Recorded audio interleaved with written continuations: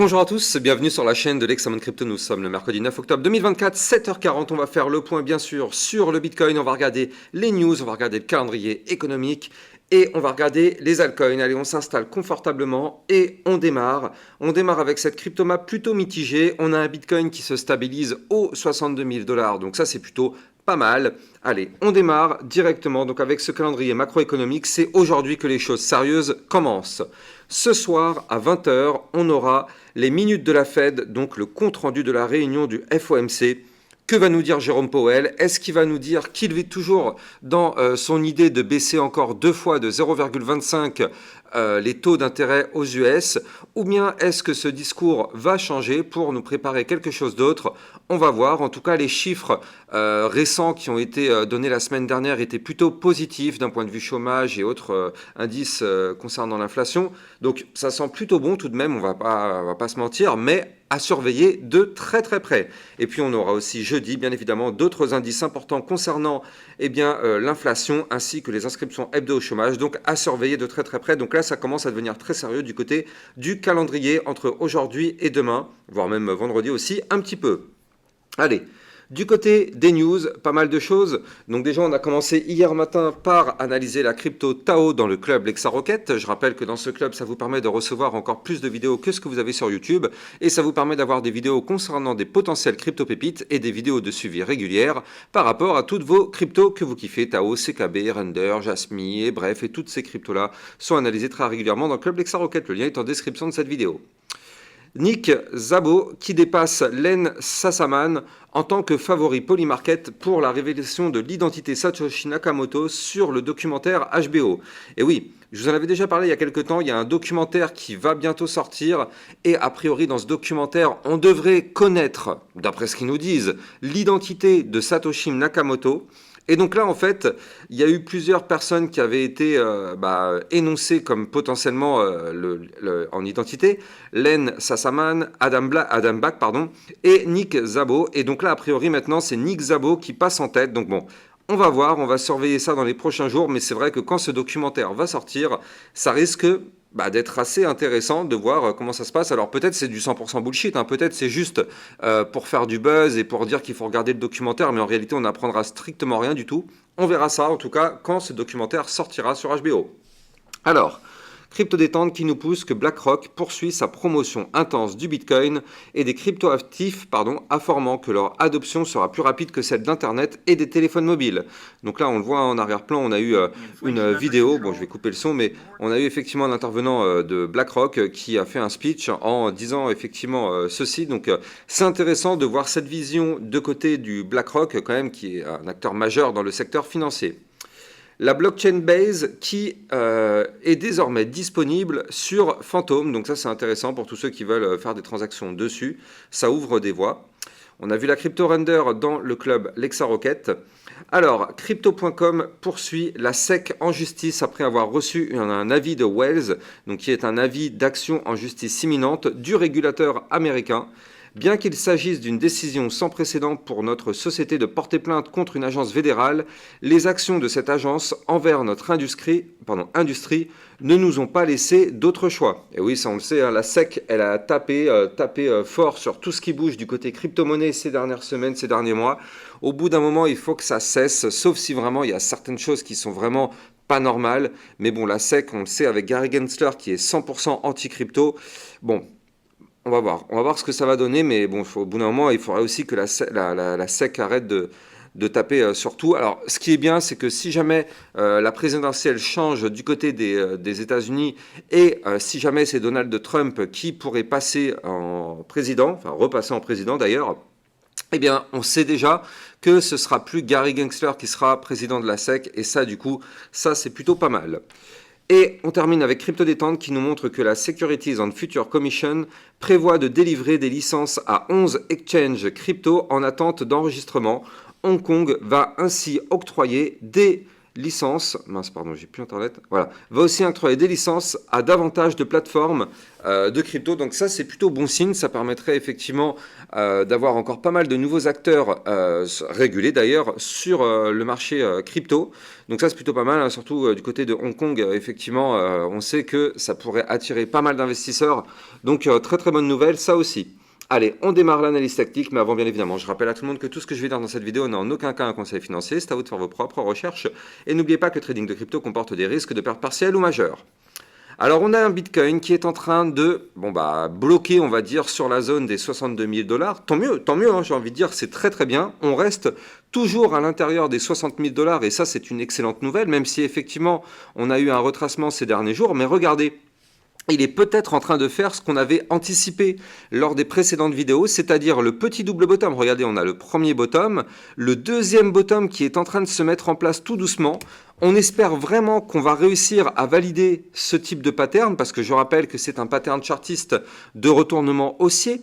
Donc là, vous le voyez parfaitement ici, hein, on a le premier creux ascendant, le deuxième creux qui pourrait être formé.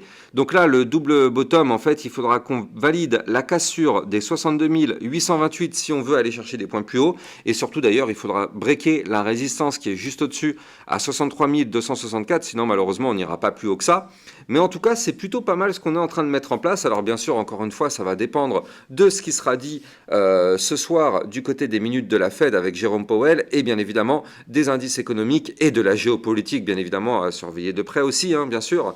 Mais en tout cas, là, c'est plutôt pas mal ce qu'on est en train de mettre en place. Alors je rappelle la règle, je rappelle qu'on réintègre un range par le bas, donc nous c'est ce qui a été fait ici, donc le 18 septembre, vous la voyez cette grosse boîte violette ici, ça c'était un range, on l'a réintégré ici par le bas. Qu'est-ce qui se passe? Je vous l'avais effectivement dit quand on avait réintégré, je vous avais dit attention, calmons-nous, on reviendra rechercher ce niveau clé quoi qu'il arrive, c'est chose faite.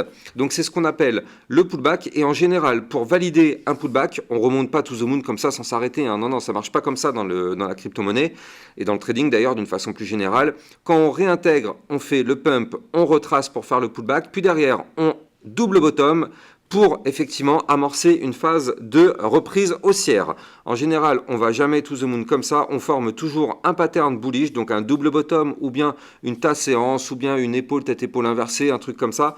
Et là, effectivement, on pourrait se relancer. Donc là, on aurait un de ces patterns-là, donc peut-être ce double bottom qui permettrait au Bitcoin de se relancer, d'aller chercher le milieu du range à 64 464 et pourquoi pas casser toutes les résistances et aller chercher des points plus hauts. En tout cas, c'est ce qu'on espère. Moi, je reste toujours sur ma lignée qu'on pourrait avoir en octobre quelque chose de très très très fort.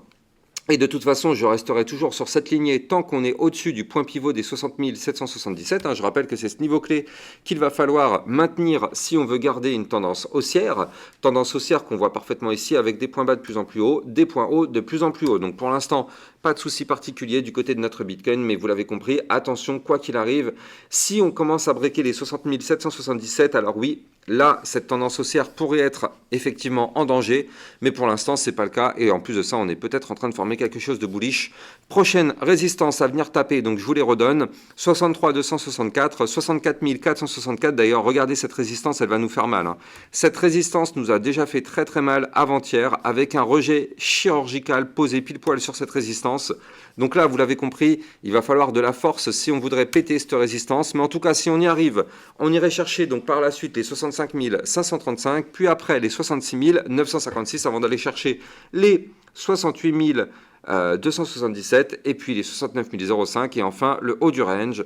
Donc là, vous l'avez compris, on a encore pas mal de choses à venir chercher. D'un point de vue long terme, il ne faut surtout pas oublier qu'on a un Bitcoin qui est toujours dans un très très très joli bull flag qui pour le moment n'est pas validé, mais on le voit parfaitement ici avec ce gigantesque drapeau. Eh bien, en fait, en général, ce type de pattern, n'oublions pas que ça a tendance à vouloir péter par le haut. Donc, on attend, on sait que ça prend toujours son temps, on le sait qu'il ne faut pas être pressé quand on fait du trading, on le sait, ce sont des règles de base que j'arrête pas de vous marteler tout au long de mes vidéos, on le sait tout ça. Donc, du coup, il ne reste plus qu'à appliquer toutes ces règles et avoir confiance en ce qu'on achète, parce que bien évidemment, quand on achète quelque chose en crypto-monnaie, c'est qu'on s'est un minimum renseigné dessus. Alors, je rappelle aussi que là, en vue 4 heures, Bon, on a des bandes de Bollinger resserrées, effectivement. Et surtout, nous, ce qu'il va falloir faire, c'est à minima repasser au-dessus des 62 245, qui sera la prochaine petite résistance à récupérer. Je rappelle que si on réintègre ce range par le bas, le but serait d'aller chercher par la suite le haut du range. Attention, résistance intermédiaire toujours, les 63 264. Mais si on réintègre, boum, dans l'idée, on devrait aller chercher le haut du range, casser ce range par le haut, ce qui nous permettrait de valider le double bottom dont je vous parlais tout à l'heure, et reprendre de la force pour aller chercher des points plus hauts. La target théorique de ce double bottom, on peut la calculer ensemble d'ailleurs, parce que ça, elle est là, cette target, voilà, target théorique 67 202. Attention, encore une fois, c'est une target théorique, il y a des résistances intermédiaires qui pourront nous rejeter, donc soyons extrêmement prudents. Maintenant, là, du côté du Bitcoin, on le voit, on est actuellement en vue 4 heures juste en dessous, mais vraiment pile poil sous le ruban de moyenne mobile. Donc là, il va falloir absolument, comme je vous l'ai dit, réintégrer ce range par le bas, ce qui nous permettrait de récupérer le ruban de moyenne mobile. Or, si on arrive à repasser au-dessus du ruban, ça, ce serait une très bonne nouvelle, parce qu'en général, quand on est au-dessus du ruban, c'est pour reprendre de la force. Donc là, vous l'avez compris, du côté du Bitcoin, on a quand même plusieurs niveaux clés qu'il va falloir absolument récupérer. Pour l'instant, on n'y arrive pas trop, mais c'est pas grave. On va tout simplement patienter pour voir si on y arrive. En tout cas, on connaît nos niveaux clés à breaker. On va surveiller tout ça. Allez, on va passer maintenant sur la partie des altcoins. On va commencer par le Shiba. Ça fait un moment que je ne vous en ai pas trop parlé du Shiba. Mais avant de vous en parler, je rappelle bien sûr que vous pouvez suivre toutes mes news, tout ce qu'il faut savoir sur l'environnement crypto-monnaie en suivant mon Twitter. Vous avez le lien de mon Twitter en description de cette vidéo. Et je rappelle, pour recevoir encore plus de vidéos et des potentiels crypto-pépites, vous avez mon lien du club Lexa Rocket en description de cette vidéo. Là aussi, ça vous permet de recevoir des potentiels crypto-pépites en vidéo et des vidéos de suivi régulières par rapport à toutes les cryptos que vous kiffez. Du côté du Shiba, alors vous le savez, quand le Bitcoin fait quelque chose, en général, c'est répercuté sur les altcoins. Et donc là, on voit que notre Shiba répercute le double bottom. Regardez ça, premier bottom, deuxième bottom, il est beaucoup plus propre. Et surtout, il est pas loin de se valider sur le Shiba. Donc si jamais on veut effectivement reprendre de la force, on n'a pas le choix, il va falloir breaker les 0,018127. Ça, c'est le niveau clé qu'il va falloir breaker si on veut reprendre de la force et valider ce pattern en double bottom. Attention, si on valide ce pattern, on pourrait avoir effectivement une target théorique à plus 13% qui serait ici la résistance des 0,0269. Grosse résistance, attention, et surtout en intermédiaire, on aurait une autre grosse résistance ici à 0,019035. Donc soyons extrêmement prudents. Mais en tout cas, c'est vrai que d'un point de vue chartiste, c'est plutôt pas dégueulasse ce qu'il est en train de nous former. Du côté du RSI, on retrouve là aussi notre double bottom que je vous expliquais tout à l'heure. On l'a ici sur le graphique et sur le RSI, donc ça c'est plutôt pas mal. On a un RSI qui est d'ailleurs à 59, donc on est dans un léger surachat, mais on a encore de la place pour faire quelque chose. Donc c'est vrai que c'est intéressant de surveiller le Shiba. Je ne sais pas si ça va se valider ou pas, d'ailleurs personne au monde ne peut le savoir, mais en tout cas c'est plutôt pas mal. Du côté du RSR, c'est une crypto-pépite dont je vous avais déjà parlé il y a quelques jours. Elle aussi, elle répercute le double bottom. Mais d'ailleurs, regardez ça, toutes les cryptos, on peut les regarder. Toutes les cryptos dans l'ensemble, elles reproduisent à peu près le même pattern. Donc on retrouve, vous le voyez ici, tac, on l'a ici, le double bottom. Il y a certains patterns où on le voit plus que d'autres. Certains graphiques où on le voit plus que d'autres. Donc voilà, c'est celle-là surtout qu'il faut anticiper et ce qu'il faut vraiment checker. Mais en tout cas, voilà, il y a des cryptos vraiment très très propres d'un point de vue configuration. Donc là, on était en train de voir justement avant donc le RSR. Donc le RSR aussi qui reproduit donc le double bottom du Bitcoin, vous le voyez ici. Donc du côté du RSR, on n'a pas le choix, il va falloir breaker la résistance qui est ici à 0,007071 si on veut reprendre de la force. Là aussi, c'est pareil, c'est une grosse résistance. Si on la pète, on pourrait pourquoi pas aller chercher les 0,007463. Et si on pète ce niveau clé, juste au-dessus de la tête, on a les 0,007671 qui, je le rappelle, sera un gros niveau de résistance. Et si on break, alors oui, dans ce cas, on pourrait monter à 0,008266, voire même des points plus hauts. L'Atom Cosmos, tiens, ça fait très longtemps qu'on n'en entend plus trop parler. On va faire un point dessus avant de continuer. Je rappelle que pour trader toutes ces cryptos, vous pouvez utiliser mon lien de parrainage Binance que vous allez trouver en description de cette vidéo.